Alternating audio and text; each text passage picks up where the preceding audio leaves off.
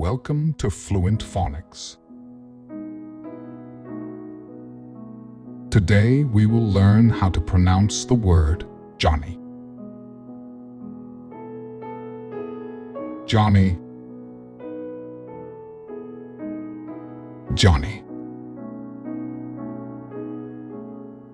Johnny.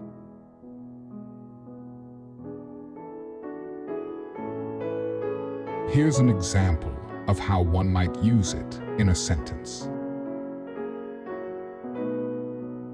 Johnny decided to quit his job and pursue his passion for painting full-time.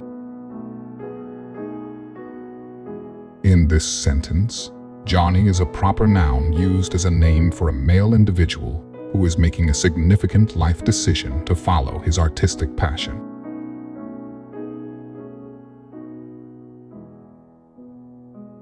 Thank you for your time.